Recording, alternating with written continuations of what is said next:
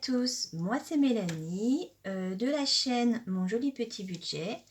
Alors aujourd'hui je vous fais une petite vidéo pour vous expliquer depuis le départ le système des enveloppes budgétaires avec le budget base zéro. Donc voilà, je vais vous expliquer ce qu'est le budget base zéro et je vais vous faire du coup une simulation que vous pourrez adapter à votre cas. Donc le budget base zéro, qu'est-ce que c'est? Donc l'objectif, c'est que vos rentrées d'argent couvrent la totalité de vos frais mensuels. En fait, il faut que vous sachiez à l'avance où va aller chacun de vos euros. Donc je vais vous faire la simulation, vous allez mieux comprendre. Alors voilà, on va faire... Je vais inventer en fait, hein, on va inventer une petite famille. Donc j'avais mis un couple avec 2 enfants, des revenus moyens et ils ont 2 crédits. Donc on va leur inventer déjà des entrées d'argent. Donc en entrée, on va leur mettre 2 salaires. Le salaire 1, le salaire 2. Et comme ils ont 2 enfants, ils ont droit à la CAF. Donc on a dit revenu moyen. Donc le salaire 1, on va le mettre à 1350. Le salaire 2, 1400.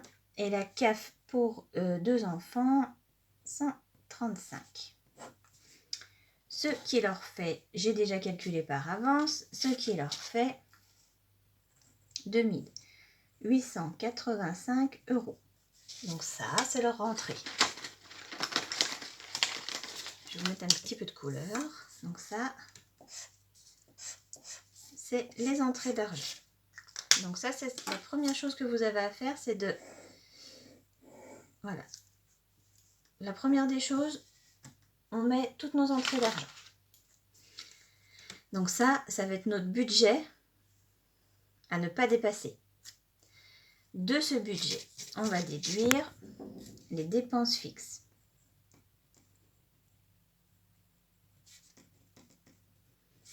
Mes dépenses fixes. Donc les dépenses fixes, hop là. On va dire que ce couple, il a 2 crédits. Donc le crédit 1 qui va être un appartement. Je sais pas, ils ont un crédit de 540 €. Et ils ont un deuxième crédit pour une voiture de 220 €. Ce qui leur fait 760 €. Donc ça, c'est leur crédit. Ensuite, à ces crédits, on va venir ajouter leurs frais fixes. Voilà. Donc dans leurs frais fixes, on va dire qu'ils ont des frais bancaires. On va dire 5 €. On va leur mettre, ils sont propriétaires, donc ils vont avoir des impôts. On va mettre 42. Une box internet. On va leur mettre à 30 €. Ensuite, ils ont 2 téléphones pour 50 €. Ils vont avoir des assurances. Donc il y a l'assurance voiture, l'assurance maison, l'assurance du prêt. On va dire que tout ça, on a combien? 60... on va mettre 85 €. Après, ils vont avoir une mutuelle. Du coup, pour 80 €. EDF. EDF, ils vont payer 120. Et qu'est-ce qu'il y a d'autre? Qu'est-ce qu'il peut y avoir d'autre? Le gaz. On va dire qu'ils sont chauffés au gaz pour 100 €. Qui paye de l'eau pour 30. Ils ont la cantine des enfants pour 50 €. La garderie. On va leur mettre 30 € de garderie. Et on va leur faire un petit plaisir. On va leur dire qu'ils ont la salle de sport pour 30 €. Voilà. Donc, on en a pour au total. Ça va nous faire. On va calculer ça. Alors, on va arrondir 47 plus 80 plus 85 plus ça fait 280 plus 60. Donc on est à 552 €. Ça c'est leur frais fixe. Donc en total de dépenses fixes, on a ça plus ça. Donc ce qui nous fait total 760 plus 552, on est à 1104 €. Ça c'est leur frais fixe. C'est ce qui doit obligatoirement se prélever tous les mois. Maintenant, pour connaître vos frais variables, donc on va faire un petit calcul très simple. On va prendre nos entrées d'argent, donc nos entrées qui sont à 2885 moins le total de nos dépenses fixes qui sont à 1104 €. Alors hop, ce qui nous fait 2885 moins 1104. Il nous reste donc 1781 €. Donc cette somme-là va correspondre à vos frais variables. Donc en frais variables, ça c'est pour vos frais variables et votre épargne. En frais variables, on va avoir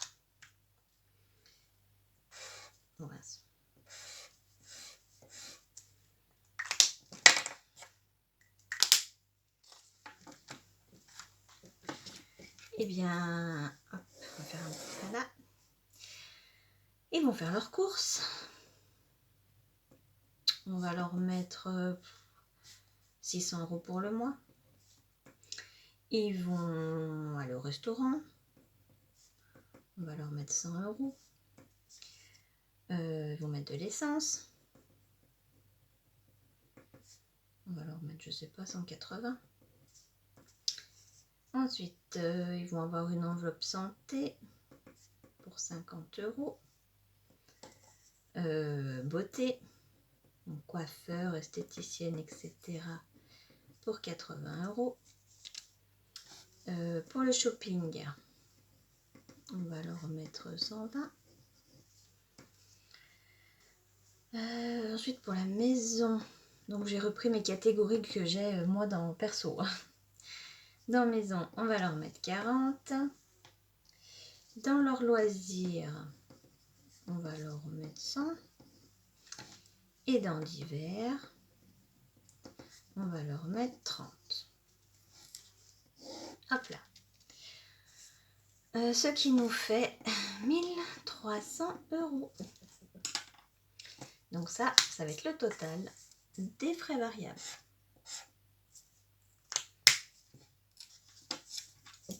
Donc ça, c'est nos frais variables. Ensuite, on va faire ces 1300 €. Non, j'ai des bêtises.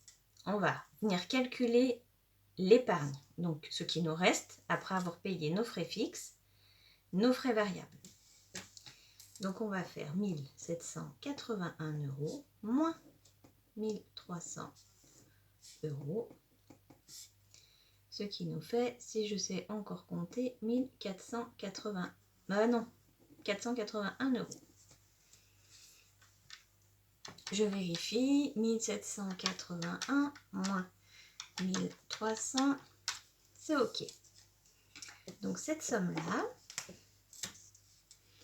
c'est ce que cette petite famille va pouvoir épargner. Donc c'est très bien, c'est une belle somme. Donc après, dans les épargnes, vous avez plusieurs catégories. Vous avez les épargnes prioritaires et après vous avez les autres épargnes. Donc qu'est-ce que j'appelle dépenses prioritaires? Donc ces gens-là ne sont pas à découvert. Ils auraient été à découvert, on aurait inclus dans leur crédit leur découvert pour qu'ils soient pris tout de suite. Là, c'est pas le cas, donc on va leur mettre en épargne. En priorité, ils vont épargner pour leur fonds d'urgence. Ils vont épargner aussi pour leur épargne de précaution. Donc, fonds d'urgence, je fais un petit rappel en cas de petits soucis, de petits imprévus.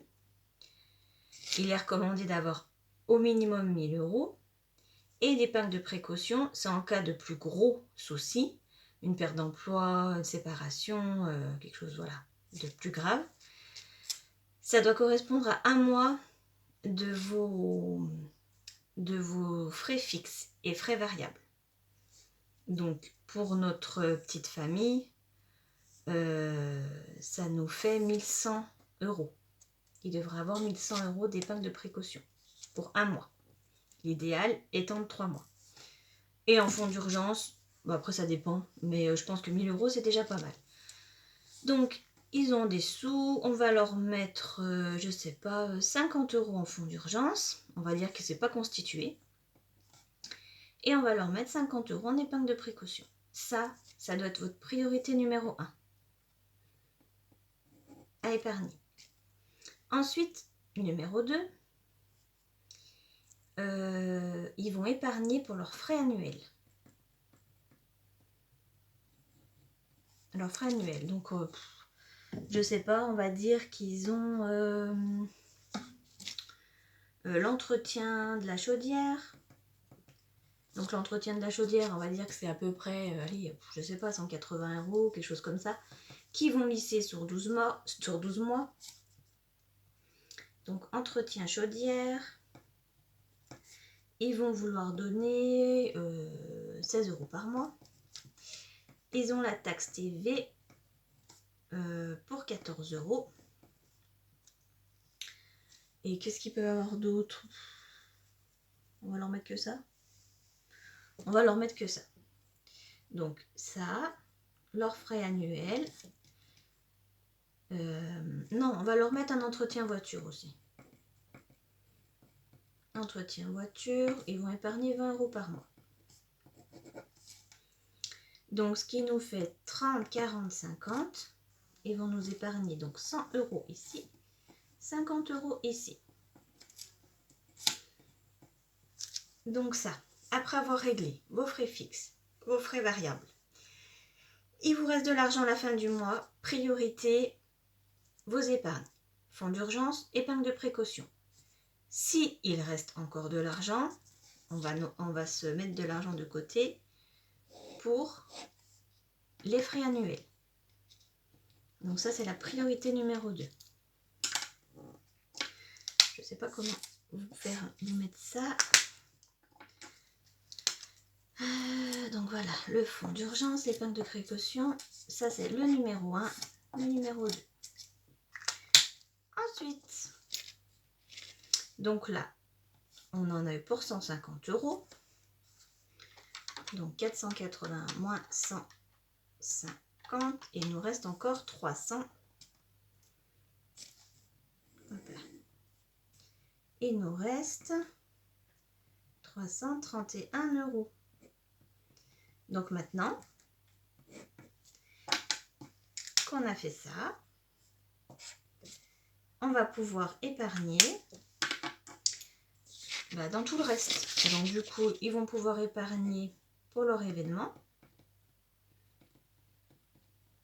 Donc les anniversaires, Noël, les vacances.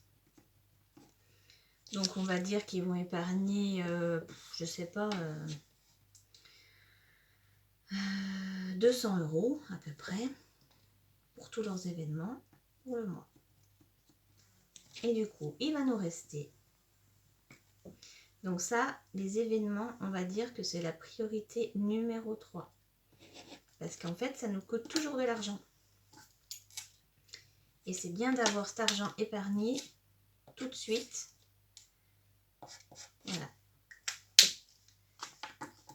Ça évite d'aller, par exemple, dans votre fonds d'urgence ou voilà, ou dans votre épargne de précaution pour payer les vacances. Ou voilà. Donc ça, pour moi, c'est anticiper les événements, c'est la priorité numéro 3, quand il reste de l'argent. Donc, ils ont mis 200 €.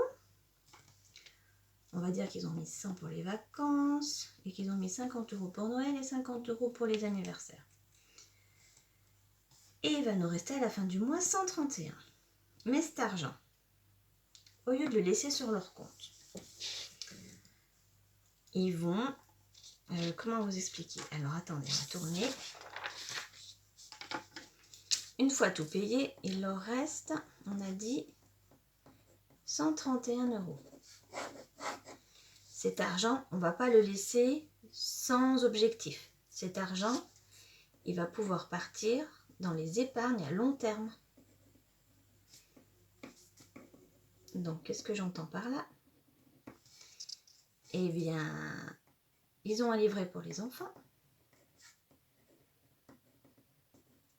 Donc, ils peuvent mettre, je ne sais pas, 20 € pour les enfants. Ils ont quoi d'autre? Ils ont un livret A. Pour un projet, pour un voyage ou quelque chose. Donc, ils vont mettre, par exemple, le reste. Donc, soit vous pouvez mettre sur un livret qui est destiné à un projet, livret A, égale projet précis, mais à long terme. Parce que peut-être qu'ils aimeraient faire leur maison, ils aimeraient construire leur maison, ou se marier, ils ne sont pas mariés. Mariage, mais rien de prévu dans l'immédiat. Donc, mariage, maison. Ou ils veulent peut-être acheter une autre voiture. Donc voilà, ils peuvent mettre leur argent là. Ou bien, ils vont pouvoir augmenter leur épargne de précaution et leur fonds d'urgence. Voilà. Donc ces 131 €, ils ne vont pas rester comme ça sur le compte sans but. Donc, ils vont mettre, on va dire qu'ils vont mettre 20 € sur le livret des enfants, qu'ils ont prévu, je sais pas, d'un mariage. Donc, ils vont mettre 50 € pour leur mariage. Donc, ça nous fait 131 moins les 70. Il leur reste encore 61 €. Donc, ces 61 €, ils vont nous mettre, je sais pas, 31 € dans leur fonds d'urgence et 30 € dans leur épargne. Ce qui nous donne 0 €. Voilà, ils ont mis. Donc le principe, on en revient au départ, le principe du budget base zéro est que tout leur rentrée, tous leurs euros de leur rentrée d'argent a été réparti dans leurs frais fixes, leurs frais variables, leurs épargnes et leurs épargnes à long terme. Donc ils savent où est parti chacun de leurs euros. Ils ont pu épargner partout. Donc voilà. Donc ça c'est super important, c'est la première chose qu'il faut que vous fassiez quand vous commencez les enveloppes. Voilà. Donc j'espère que c'est assez clair pour vous. Donc là c'était un cas, on va dire facile. Ils ont des crédits mais ils n'ont pas de découvert. Ils ont pu mettre de l'argent de côté partout. C'est un peu la situation idéale. Hein. Je ne vais pas vous le cacher. C'est un peu l'idéal. Mais c'était simplement pour vous faire une simulation, pour que vous compreniez en fait par quoi il fallait commencer et le principe de ce budget base zéro. Voilà. Donc je vous invite aussi à aller voir ma vidéo sur du coup mon premier comment démarrer ses enveloppes, où là je reprends avec ma propre situation. Je remplis avec vous, j'ai mis à disposition sur le Google Drive des docs un peu mieux que ça, hein, un peu mieux, voilà, vous pouvez imprimer ou vous pouvez faire votre premier budget comme ça, il n'y a pas de souci. Mais vous avez toutes les catégories entrées, dépenses fixes, frais variables, je vous explique aussi tout. Là voilà, je voulais vraiment revenir sur les épargnes et sur les priorités surtout. Priorité de vos épargnes quand il reste de l'argent en fin de mois. Voilà, donc j'espère que cette vidéo vous sera utile. N'hésitez pas à me poser des questions en commentaire. Et moi je vous dis à très vite pour une prochaine vidéo. Bye bye!